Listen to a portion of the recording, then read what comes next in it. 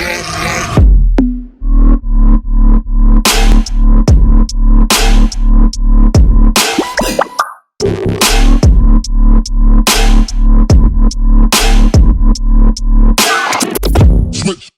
for you guys. Like I said, Jordan was somebody that I met probably September of October of last year. And he was somebody that I immediately understood he had a business mind and he had been in business for himself before. And he took a really unique approach to the business. And I'm going to allow him to elaborate it a little bit more. But everybody that's on this call, can you please drop a 1 in the chat for my man, Jordan Thompson, if you're excited to hear from him. How are you doing today, Jordan?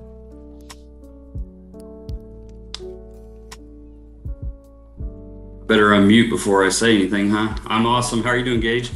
Dude, I'm doing wonderful, man. I'm really in a great mood today, and I'm really excited for them to hear kind of your approach because I think it's very unique. And I'm not gonna lie to you guys, when Jordan told me what he was doing, I was like, man, that sounds like it could work, but I don't know if it's duplicatable. And then as time went on, I realized, I was like, well, just because 1 or 2 agents may not be able to do it doesn't mean 3 to 4 or 5 agents could excel at it. So Jordan, before we dive into the meat and potatoes, can you just elaborate on who you are? What did you do before coming into insurance, and why did you see insurance as a vehicle for you to escape the corporate world? Yeah, absolutely. So first off, thank you for having me on here today. I really appreciate it. I know we've been talking about this for a few months now. So it allowed me to kind of gather some thoughts and maybe hope to help your agency out with something maybe they haven't seen before. So my background is in the automotive industry. I was the general manager of 4 Range Rover dealerships here in Texas for about 8 years. Been in the car business for about 18 years. Clearly behind me, if you see, I'm a guitar freak, and I own a guitar company as well. We do custom one-off guitars, so I'm always looking for business opportunities to add to my portfolio. And I found insurance last August as a opportunity for me to get out of the corporate world and actually raise capital quickly on my investment. So I'm always looking for low-cost opportunities to have highest return of interest as soon as possible. So that's kind of my background. Wanted to just add to the portfolio really more than anything. Gotcha. No, it makes sense, man. And you can just touch base, like you said, you were, managing 4 Jaguar dealerships. How many people were you overseeing, and how many people were you really communicating with on a daily basis? So my direct reports were, we had 514 people that reported to me directly, or within the organization. I only interacted probably on a daily basis with 25% or less. Just, we were spread thin from Austin all the way to Tulsa, Oklahoma. So especially during COVID, it was really difficult for traveling. So there was a lot of the Zoom calls like you guys do, which that helped me with the approach that I took within the insurance business. Is I think a lot of clientele, a lot of professionals are leaning towards this now. So it really helped overcome a lot of the objections with the strategies I was implementing. Awesome, man. I mean, I wanted to put it in perspective, Jordan, like how many people you were dealing with on a daily basis, because when people hear that you're managing 4 dealerships, they may think, a couple people or, 20, 30 people, but you're talking about 500 people company wide, and, really communicating with probably 50 to 100 of them on a daily basis. And the reason I wanted to bring this up specifically, because I knew, guys, that Jordan's level of communication was a hell of a lot better than my level of communication. So the reason behind why I kept this approach that Jordan had to the business to myself is because I'm like, dude, this guy can speak better than me. He knows how to control a conversation a lot better than me.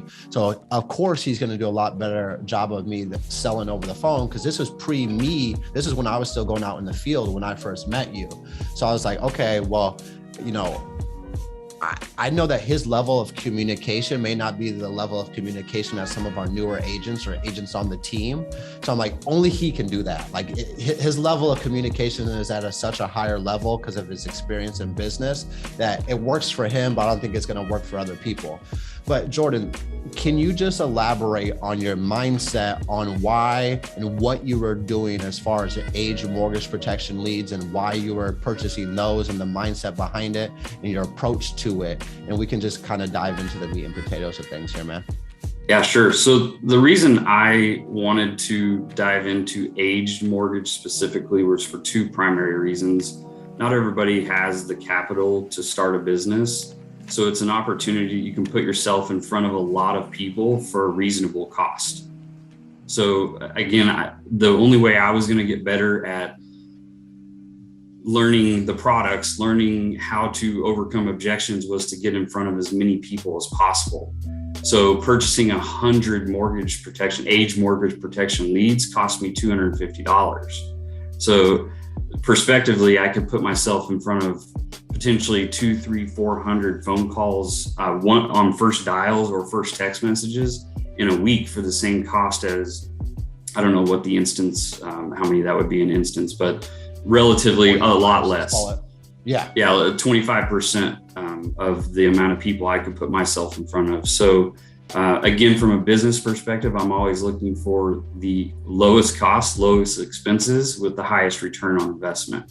So that gave me that opportunity straight out of the gate. When you and I met, I was coming to the office and I didn't believe in going in homes. I know that is scary to say, but I found that spending 6 hours on the road every day versus potentially 6 hours on the phone with those aged leads, it was a total game changer for me. And I know you laughed about it a lot whenever you come in and I'd be sitting there and just plugging away at it, but it worked for me and I've seen it work for a lot of people as well. And I guess to put it into perspective, like what has been your most families protected in a week taking this approach? 31. And when you say that you were buying 100 age mortgage leads, it wasn't just once a week, right? No, I did it every Monday through Thursday was what I did. So it was a $1,000 lead purchase per week strategy. And because I was doing it virtually, I was able to dial and set appointments for every single day. So Sunday night, I would purchase for Monday, and then I would do the same thing Monday night, Tuesday night, and Wednesday night. And I would run appointments each day. Every day was a new day for me. So I couldn't have a bad week. I could only potentially have an opportunity of one day that didn't go my way. So let me understand this. You were spending $1,000 a week and you were getting 400 aged mortgage leads a week. Correct. Yeah, on average. And can you elaborate on the oldest mortgage lead that you actually helped? How many years old was it? Yes, that's one of my favorite stories because I just actually came back to this gentleman and his wife last week, and it kind of brought it back to me. So his lead was a 2011 lead. So it was, at the time, it was in December when I wrote the policies for him and his wife. And so it was 10 years, a little over 10 years old. 10 years. It was I'm sure it's a city that nobody's ever even heard of in Oklahoma, so I won't even bring up the details, but him and his wife, he's a business owner. He was making $350,000 a year as a consultant in the energy business. And the coolest part of the story is that I helped him and his wife get protection for their home, their new home. It wasn't even the home that was listed on the mortgage mailer. So he didn't know that I was calling on the old one. He just knew that it was something he needed. So it's kind of those needles that you're looking for. And he calls me last week or 2 weeks ago, right before Easter, and said, "Hey, do you know anybody that does anything in retirement planning?" I said, "Absolutely. You're a business owner. What are you looking for?" So I actually got in my car and drove. It was an 8-hour drive I drove to him and his wife's home and put him in a really, really nice IUL for each one of them. Because they just paid taxes to the IRS this month. He's like, man, I just paid 40 grand in taxes this month. What can I do with that money to set myself up for retirement? So to give people perspective, so it's a $10 mortgage lead that no, $2.50. My bad. 10-year-old mortgage lead that was $2.50 that he found in the mix of 100 that day. And you wrote 2 policies for the husband and the wife to protect the home. And then a couple weeks ago or a month ago, you wrote a fat IUL to protect his retirement, give him a retirement plan. Is that correct? Yes, sir. So what you're telling me, Jordan, is that all leads work, and it doesn't matter how old the leads are. A lead is an opportunity to speak to somebody on protecting either their life, protecting one of their biggest assets, or just protecting their family in general. And I think it's important for the 60 people on here today to understand it doesn't matter if the lead is 6 years old. It doesn't matter if the lead is 2 years old. It doesn't matter if the lead is a decade old. What matters is finding the people that are still looking for our help.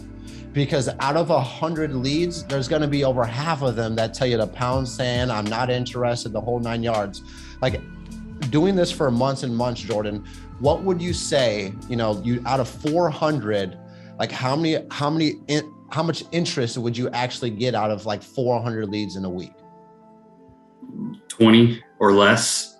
20. So, yeah. Because I wanted to put it into perspective that it's not that you need to have a big number, like 20 at bats in a week for mortgage protection. You're stepping up to the plate to knock some home runs out the ballpark here. And I think that so many people put this precursor or this mental barrier in their mind, Jordan, about mortgage protection. And it's so complex and it's so, difficult to understand. And it's so different than final expense. Can you please elaborate on your mindset going into aged mortgage and mortgage in general and why you dove right into that right away versus chasing down final expense policies? Yeah, absolutely. So I don't even call it mortgage protection anymore. I call it asset protection. And the reason I changed my mindset on that was because I went into it with a mortgage mailer that said that somebody had a $250,000 mortgage, and I would find myself writing quotes on them prior to even having the appointment.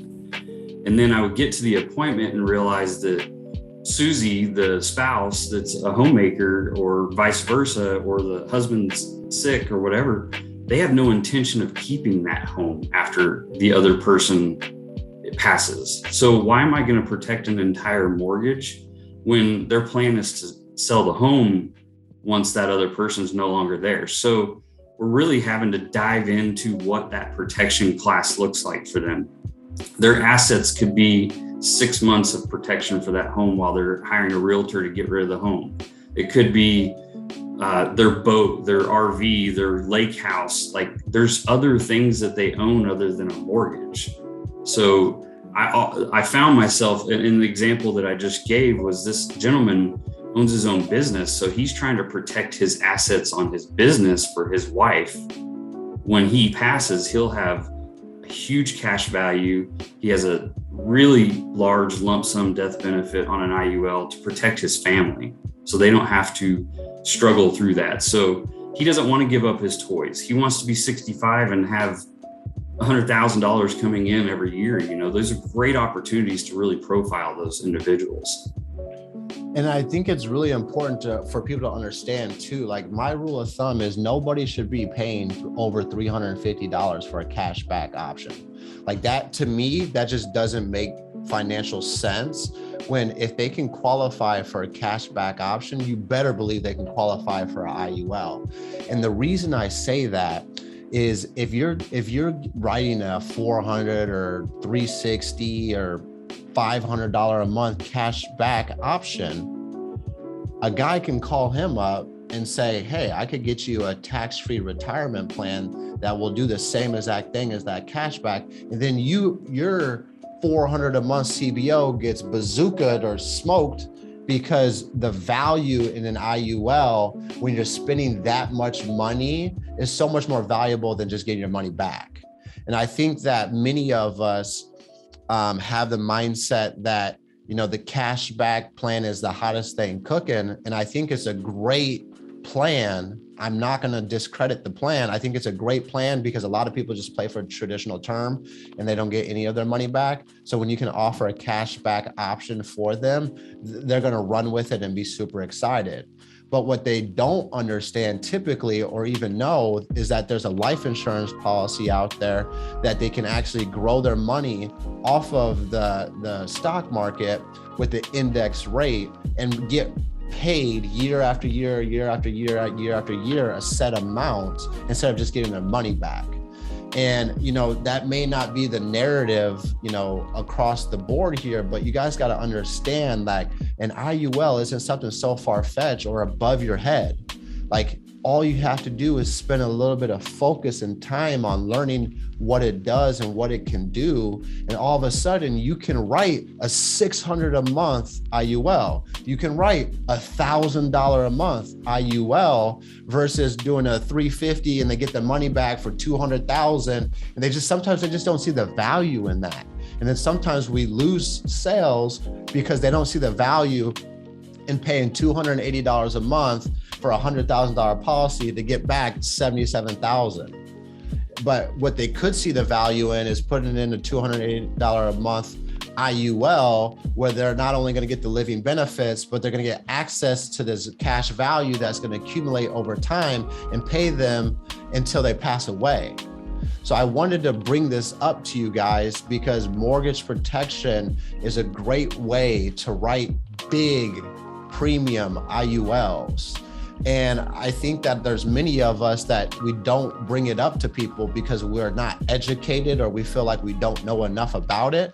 That's why you submit a ticket to the AMS and they will walk you through it. It's a team of professionals with Series 7 license and all these high up licenses that people look after in their financial advisors. We have access to them at the tip of our fingers in the CRM. It's called Ask a Specialist in the ILC. And all you have to do is go in there, you give them, you fill out like a Google form and submit a ticket. And within 24 to 48 hours, they're going to have an illustration for you. They're going to have the best plan intended for that client. So start utilizing and leaning on these team of professionals that we have at our fingertips to be able to write these bigger ticket clients and really get these bigger premiums to increase our ROI and then increase our profitability when we're running mortgage protection. So I just wanted to dive into that for a second because I think it's a touch point that's not talked about enough across the company wide. And I get it. Americo gives us an instant decision and it's great to get paid really, really fast by Americo. But at the end of the day, when someone's spending $400 to $500 or even $350 on a CBO, you better believe you can probably squeeze out another $50, $100, $200 with an IUL if you can make it make sense to that person because it's a true investment and not just a savings account. Because what a CBO is a savings account. What an IUL is an investment. Like there's a difference between the two. But Jordan, can you kind of just talk about, all right, would you dial your leads? Would you text your leads? Or like, what did that look like when approaching Monday morning, it's dial day? What can you kind of touch base on what your week kind of looked like and lay it out for us so we all understand your approach? Sure. I'll be totally transparent. And you know that about me, that dialing is my transparency, baby. Dialing is the least fun part of this business, in my opinion.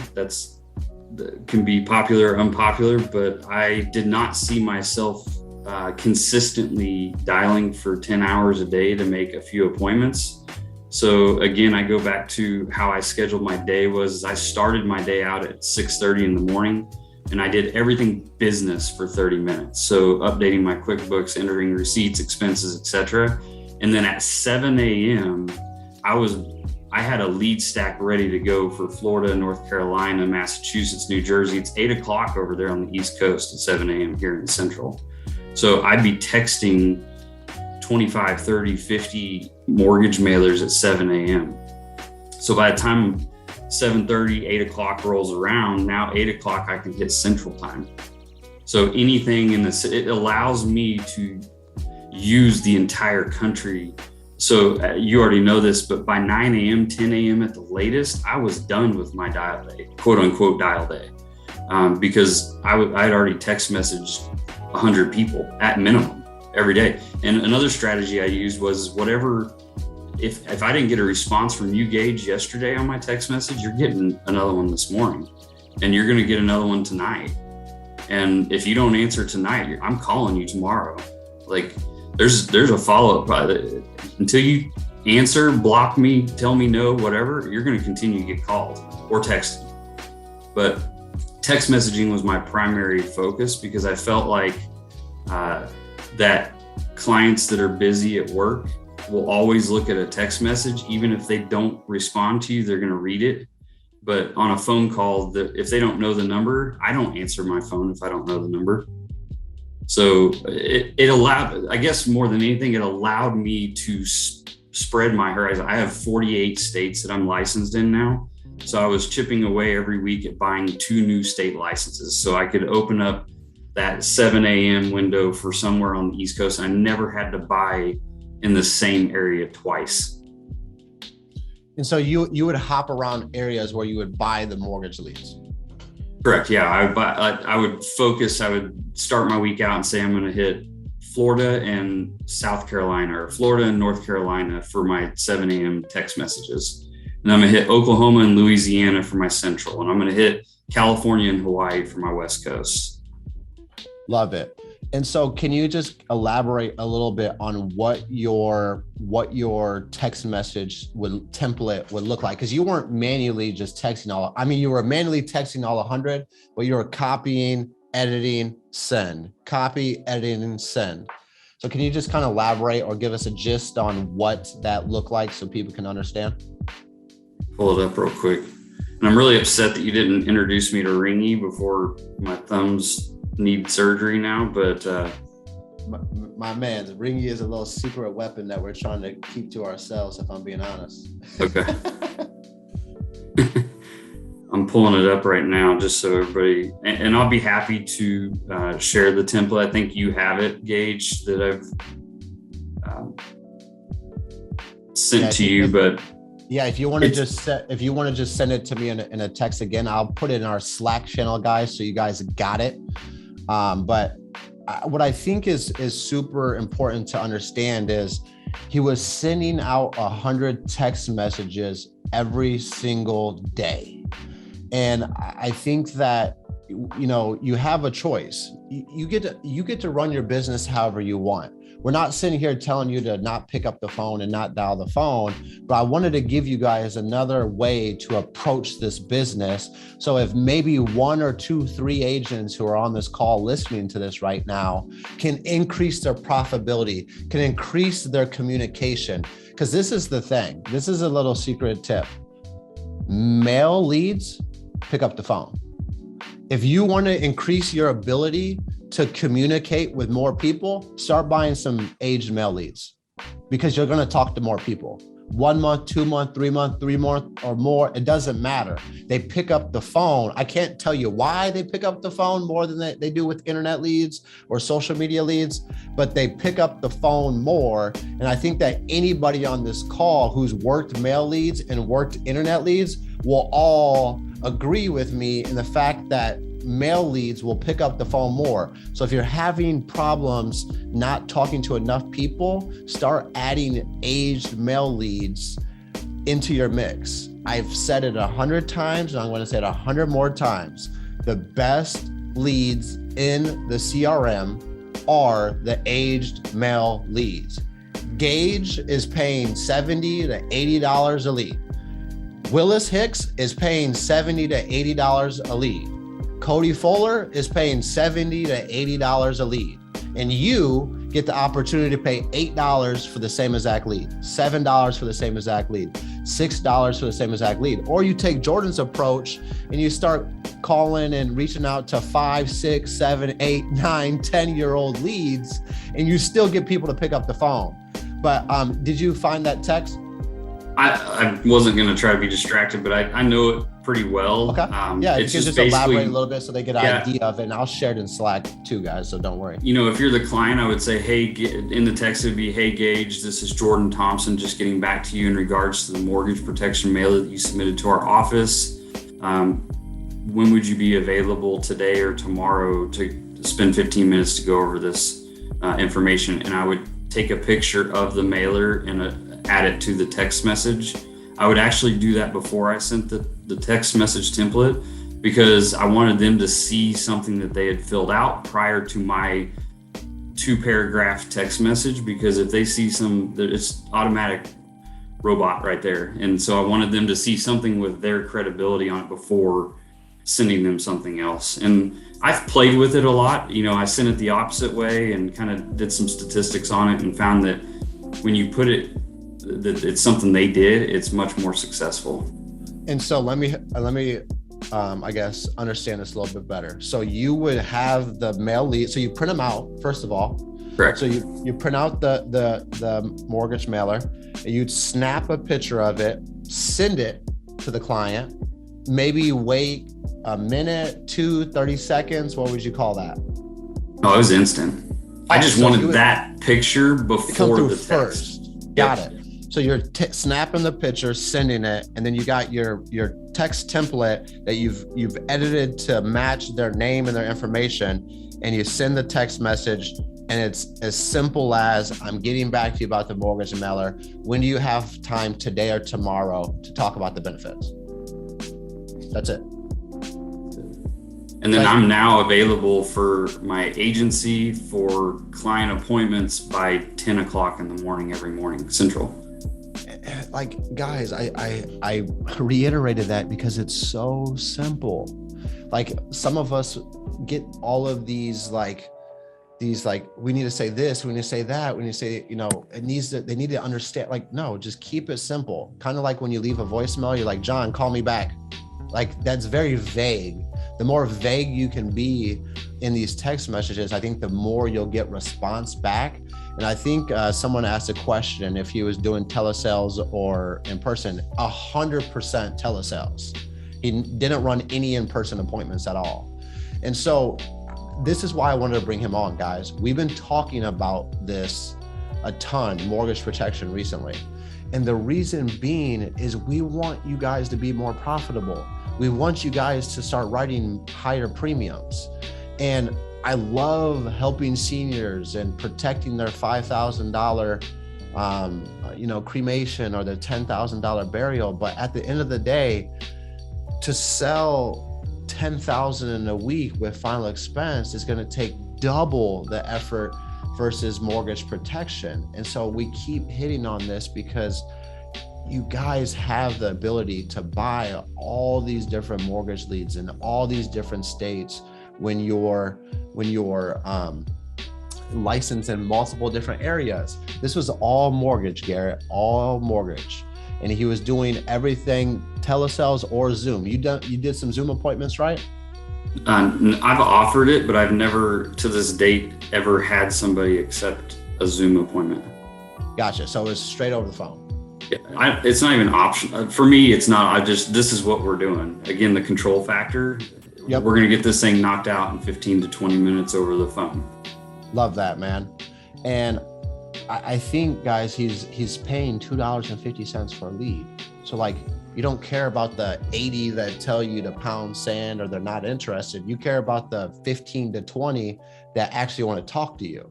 And this is the thing about age leads that I want you guys to remember is we have death surrounded by us at all times. We have tragedies happen around us all the time. If you watch the news, you're freaking don't want to go outside half the time. And the reason why this is significant, and I'm bringing this up, is because you never know what someone's going through to trigger them to want to explore life insurance. You don't know what has gone in their life to trigger them to actually want to hear what you have to offer. And that's the power of age leads, is that you're just looking for the people that just went through some type of significant life event, or they just had some type of scare, or they were just at a funeral a week and a half ago, and then you pop up out the blue, and it's like you're a little blessing to their life because they knew they needed to get some information on it, but they don't want to talk to people. And then out the blue, they get a text message from you, and they're like, oh, like this is like a sign from the man upstairs. I should talk to this guy. So just understanding that psychology of age leads is you're just searching for the people who just went through some type of tragedy or some type of event or been triggered to get life insurance.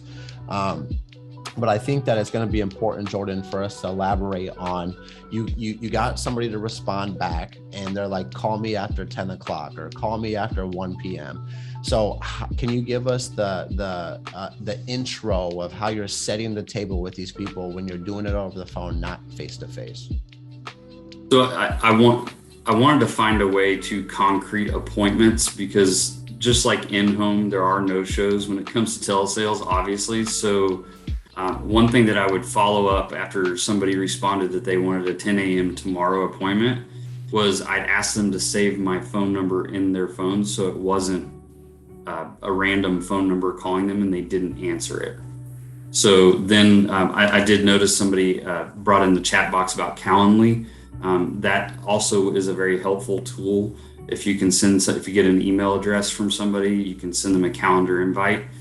That helps. I found more success off of almost gaining an interaction with them on trying to tell them to put insurance guy in their phone with my phone number in it, make it more personal. Even sending a link to a website or a picture of yourself or something so they know who you are and what to expect when you're going to be calling them. It really became fun for me whenever I would have clients answer the phone the next day. Hey, Jordan, how are you? That was the intro to it. Like they knew who was calling them, what I was calling for. That's when it became real to me. And I think it becomes enjoyable when you don't dread doing something, right?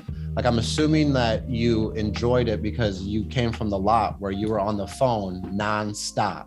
And so you're like, dude, I've been on the phones for 8 years. I don't want to continue being on the phones. And that's why I was very hesitant to tell you guys about what Jordan was doing. Cause I'm like, bro, if I tell my agents not to dial the phone, I'm setting them up for a disaster here.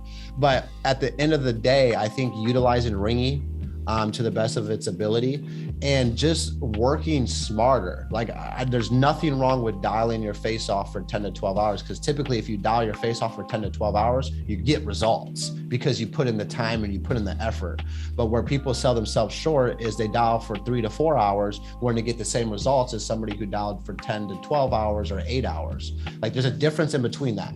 There's a big difference in between that. So like if you're somebody who frays away from the phone or puts in 3 to 4 hours, like spend 3 to 4 hours texting people. It's like just increase your activity in one way, shape, or form, because all it is work and it's time and it's focus. So when you get somebody on the phone, Jordan, like what did that look like? If you want to role play with me, if you want to just do it on your own, however you want to do this. I basically just introduced myself. I'd ask them immediately to grab a pen and paper. So again, trying different models. When I put my producer number or my state license number in the text message, it didn't give me a credibility when I got on the phone with them. So I stopped doing that and started with the new approach of just ask, hey, Gage, can you grab a piece of paper and a pen? Do you have anything handy that you can write down on? Yeah, give me some. Okay, great. And so then I would say, hey, I'm regulated by the state, so I'm required to give you my license number so you know that I'm who I say I am. It has all my information on it. So right there, I'm done. I'm like, any objection I could have after that is pretty much concrete. And then I would just go into the financial inventory. People ask me all the time what my script is, and my script is the financial inventory sheet. Amen. I don't have a script. When I get somebody on the phone, I don't want it to be robotic. I don't want it to feel scripted to them. I just start at the top. Hey, I'm going to ask you a couple of questions about your current mortgage, a few health questions, and some financial standpoint. We're going to get you in the best policy possible for you and your family. So that's it. And I'm assuming you're filling out the entire financial inventory sheet, right? There's not a single thing that gets skipped. Family history, 401k, it doesn't matter. It gets put in there, period. And I think that a lot of us get very excited when we get somebody on the phone and we're like, okay, what's your medications? What's your conditions? Okay, cool. Like the more fact finding that you get, the more you get closer to the problem. The better you get at identifying the problem, then you can give them a solution. Like my man Booty says, if you don't find a problem, you're pushing products. But when you find a problem, you can give them a solution. But if we're just pushing policies, that's leading us for chargebacks. That's just, we're selling. We're not actually providing value. And so it's really, really big to understand every question on the financial inventory sheet is important. And there's not one part of that financial inventory sheet that is more important than the other. All the mortgage information is very, very important. All of the health information is very, very important. All of the financial information is very, very important, because what it does is it paints a picture for the client about the urgency and the need behind this policy. But if you just run through the health and then go into quoting, you didn't establish what their budget looks like. You didn't establish what their assets look like. You don't understand their full situation, the asset protection, not just mortgage protection. And I think like if we change our mindsets into thinking like we're protecting their assets, not just their mortgage, I think that we become much more valuable insurance brokers to the clients, because we actually care about their whole entire situation. And we're not trying to overinsure them, and we're not trying to underinsure them. We're trying to insure them to meet them where they're at with their point. And I think that only happens by the quality of your questions. The quality of your questions will determine the quality of your business. And I would say, Jordan, like if you had to put on a guess, like your persistency across the board, if you had to put a figure on it, what would you say your persistency is? I've had 4 chargebacks in 7 months, so I don't even know how it is, but in every one of them, I'd like to look at it, and every situation I went straight into quoting because the client wanted a quote, and so I changed that whole deal by telling them I can't even get to the screen on my computer for a quote until I go through this inventory with you. So if all you're interested in is with a quote, you can actually get those online. But my job is to make sure I get you something you qualify for. Mm-hmm. So until I go through all these steps, I can't even get to that screen. So make it act like we're going through a virtual process that I can't even get there yet. I'm sorry. Yep. And that's helped me overcome some of those people that will instantly, well, how much is this going to cost? I don't have any money, it's okay. Well, it eliminates all of that. Yep, exactly. And I think like we do feel the pressure from the clients at times about getting straight to the quote because they're applying that pressure. But I think you guys got to understand when the client is applying pressure, they're taking control of the appointment. And if you don't get back control, it's done. It's a done deal. They're going to tell you they need to think about it. It's too expensive. They don't have the money, because they're in control of the conversation and the appointment. So every time I felt like I lost control, I knew it was time. I couldn't move on in the presentation without getting the control back. Because if I didn't get the control back, I was done. I was just wasting my time. I was wasting their time, because I understood the importance of always being in control and leading them to where I wanted to go. What kind of questions are you asking to discover why they actually need it? Can you elaborate on that, I guess? Yeah, so it's always, is there a borrower and a co-borrower? Is it a husband and wife? And I'll concrete that before I make the appointment. So that's a question I'll ask in a text message before it shows that there's 2 people listed on the mailer. Are both parties interested in getting something in place? And if they say yes, then it's when will both of you be available for 15 to 20 minutes? So I honestly, and then the first thing when I get on the phone is, hey, Gage, is Michaela around? Are you guys on speakerphone? No, she ended up having to, okay, well, we need to reschedule this appointment until she's available.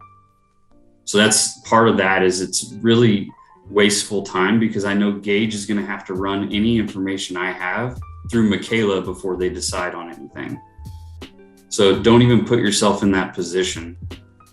So, and I think, so I'm understanding this correctly, like they're responding back to your text message and they agreed to a time, and you're before you just say, okay, cool, see you at 8, you're saying, okay, now I've seen there's 2 names on this card. Are both parties interested in this coverage? And Jordan, we've said this before, my man, and I know you may not have heard it. He did everything over the phone. There was no Zoom at all.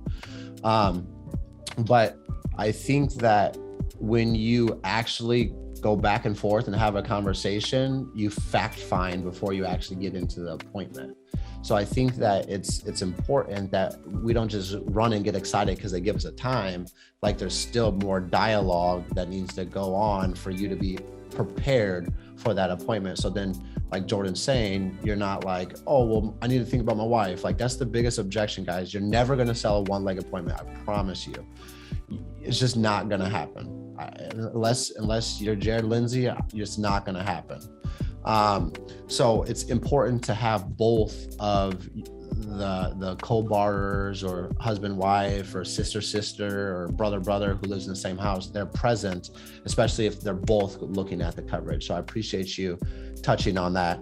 And so you did ask me what the questions were, and that's really important, is what is Michaela's plan with your home whenever that dreaded day comes? Have you guys even had that conversation yet? I know it's kind of a touchy subject, so probably not, but that's how I'm figuring out what direction to go. Again, it goes back to, you only need a year worth of payments on the home just to get rid of it. Or is it a 5,000 square foot home that there's no way you're going to want to upkeep and the kids will be gone by then? Like really strategizing what their game plan is in the event that you were to pass away tomorrow or in 20 years. And I think, Jordan, that question is very uncomfortable for many agents to ask. But at the end of the day, that is the most important question that you could possibly ask a husband, wife is, Michaela, what is your plan when John dies for this home? Or have you guys not talked about it?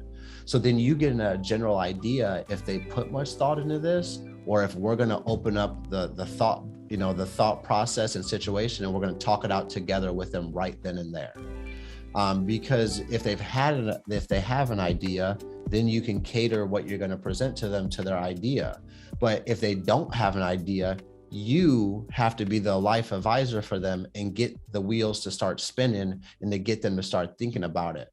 But I think that if you're not asking them that very uncomfortable question, then you're selling yourself short on these appointments, because that gets the wheel spinning. That gets them to start envisioning and painting the picture of what life looks like after Gage dies or Michaela dies.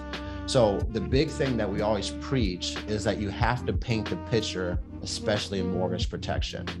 Final expense is pretty cut and dry. If they don't get the policy, someone's paying for it. Like it's yes or no in that situation. But painting the picture of you're going to lose $3,000 when you're used to making $6,000 a month, your bills are $2,200, so now you're living off of $800. What does life look like for you, Michaela? Like that paints the picture that you're going from $6,000 a month to $3,000 a month, and you're going to be living off of $800, not $3,200 or whatever that math is that you're used to having as disposable income. Does your life look a lot different? What things are you going to have to drastically change?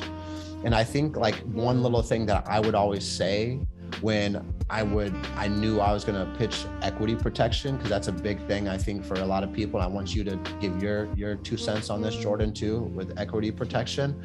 But equity protection is a way for the beneficiary or their spouse or the loved one to have time to breathe, have time to grieve, and make the best educated decision for their family, and not being forced into a financial decision due to the lack of finances. And I would always say that line to the seniors when I was going to pitch them equity protection. So it painted a picture to them that yes, they want to breathe after they just lost their loved one of 22 years. Yes, they want to grieve and not do anything for a month or two, or just not see other people or talk to other people. Maybe it's 6 months. Like, everyone grieves differently. But 3, everybody wants to make the best educated decision on one of their biggest assets. They don't want to be forced into making a financial decision and having to sell the house because they have no other choice. So I think saying things like that, I'll never forget it. This lady started crying to me when I told her that, you know, this will give your daughter time to breathe, grieve, and make the best educated decision. And when I seen that impact that little word track had, I said it to everybody. Now, I didn't get anybody else to cry or really open up to me about that, but I understood the power of my words and making it make sense to them. So Jordan, like, when you're dealing with, you know, 65 plus year olds with a $200,000, $300,000, $400,000 home, like, how do you paint the picture to them that they're not going to get a $200,000, $300,000, $400,000 term, that they're actually going to have to get this permanent policy because they can't qualify? Like, what was your psychology, or how would you paint the picture or transition into pitching that to seniors? Because I think that's a big question for a lot of people. So again, assuming you're the knowledgeable one on the call. So right out of the gate, I would have that conversation prior, like as soon as we start talking past the inventory. So it looks like the most of the qualification per your age is going to be 40,000 or whatever that amount would be. So this will actually give time and enroll right into what you just said for your loved one to grieve, for them to be able to decide what life looks like after you're no longer here. Just converting right into that conversation. So not even, I again, don't really like to talk numbers on the phone. It's like, we'll be able to cover 25% of your mortgage. I don't ever talk in 200, 300, 400. Do you want your full mortgage taken care of, half your mortgage, or 6 months to 12 months worth of your mortgage? Once you flood people with all these numbers, you'll talk yourself out of a policy before you even know it. Yep. So giving them the facts, this is the max you could qualify for, is really the way I approach those. And not being scared to say that. I think that's the big thing, is to like, shit, I only can offer this guy 30,000 and he owes 150,000. Like, how am I going to tell him this or break the news to them? It's like, you just got to be firm and being truthful and transparent with them. I love to say from the beginning of my appointments, John or Jordan, I'm always going to shoot you straight if that's okay with you. And I hope that you always shoot me straight as well. And this will work out a lot better if we can just be truthful with each other. And I say that so when I have to lay down the tough truth about situations where they can only qualify for 30 or 40,000, I can say, hey, Jordan, like I said, I was always going to shoot you straight with your qualifications and your medications and conditions. The maximum that we're going to be able to get you qualified for is up to 40,000. But the reason this is going to be significant is because it's going to buy your loved one time in the really strange time for your wife when she just lost you when you guys been together for 22 years. So it's being able to say those tough things and being firm with it. I think it's important for agents to understand that, like, they feel the tonality of what you're saying. And we a lot of times don't even understand the tonality that we're giving off. But if you feel disappointed that you only can offer them 30, 40,000, you better damn believe they're going to be disappointed that they only can get 30 or 40,000.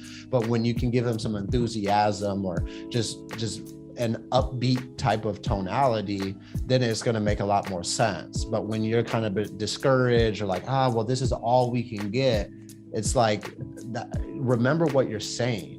Like, your words are powerful. So just be careful in what you say and how you say it to the client, because once you tell them something over the phone, it can go left, south, east, west, doesn't matter.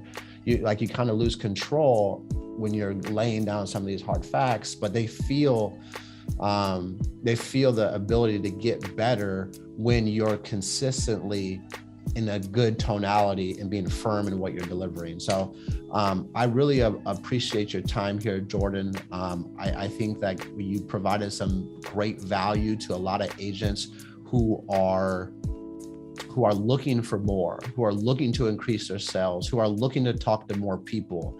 And I honestly think you gave us very tangible things to do today on our dial day to give us the ability to talk to more people. And so if there's any last parting words that you would like to share with agents about age mortgage leads or whatever it may be, the floor is yours, my man, and I appreciate your time. Appreciate you as well. The only thing I would say is lead is just information. So if you can take out a 1 month, a 3 year, a 12 year, 20 year, all you're doing is purchasing client name, phone number. That's all I need. If I got a phone number and a name, I can create that as a lead. I don't need to know what you owe. Again, the asset protection, just go into it blind. Like you're just there to help them with whatever they're needing.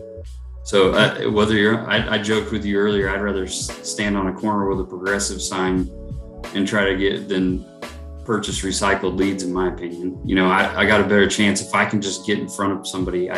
That's a lead. At a gym, at a church, wherever you go on a regular basis, people need to know who you are, what you offer. Yep.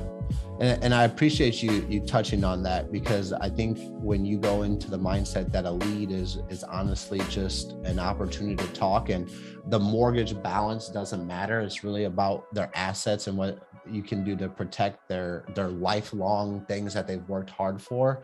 You'll start to increase your sales. So guys, if you got any value out of today, or if you're going to start buying more aged mortgage leads or start working mortgage, please drop a JT in the chat to show my man Jordan Thompson some love.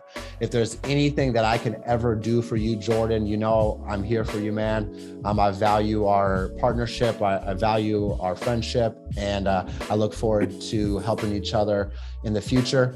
And I appreciate your time, brother. Thank you. Of course. All right, guys. Thanks, Jordan. Today, or you got something to say, Michaela? Thanks, boss. I was just saying.